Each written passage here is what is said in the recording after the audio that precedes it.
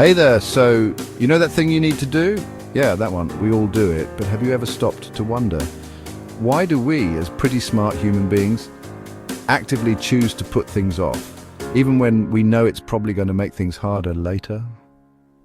Let's talk about procrastination and how your brain, in its own weird and wonderful way, might actually be trying to protect you. Alright, so first things first, what even procrastination, scientifically speaking? It's a word we throw around a lot, often when we're feeling guilty about not doing something. Psychologists define it as the voluntary delay of an important task, despite knowing there will be negative consequences. It's not a character flaw, it's a complex human response to tasks that make us feel, well, icky in some way. Procrastination is actually a coping mechanism. It's a way our brain tries to deal with challenging emotions and negative moods induced by certain tasks. Your brain, particularly the more ancient emotional parts of it, registers these negative feelings and essentially offers an escape route.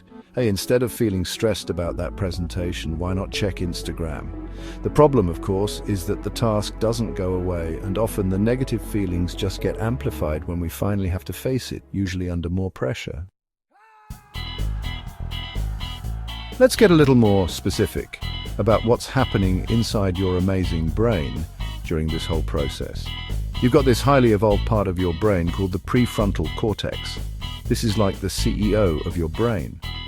It's responsible for executive functions like planning, decision-making, and impulse control.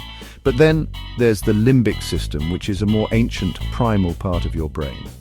It's your emotional center, dealing with things like fear, pleasure, and immediate gratification. When we delay that hard or unpleasant task and switch to something instantly gratifying, like scrolling through social media, our brain releases a little bit of dopamine, reinforcing the behavior. Researchers have identified a few common types of procrastinators. The perfectionist delays tasks because they're afraid their work won't be flawless.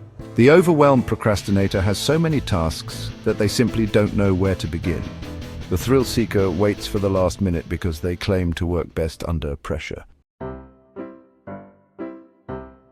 Here are 3 brain-friendly ways to fight procrastination. The 2-minute rule. If a task takes less than 2 minutes, do it immediately. For bigger tasks, commit to working on it for just 2 minutes. Make it tiny. Break down your overwhelming task until it's laughably easy, almost too small to do. Time blocks and rewards. Use the Pomodoro technique. Work in focused bursts, typically 25 minutes, followed by a short 5-minute break.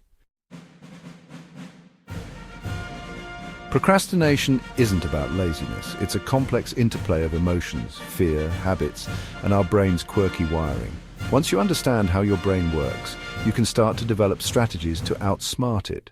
It's about progress, not perfection, and building better habits one tiny manageable step at a time. Want more psychology hacks and insights?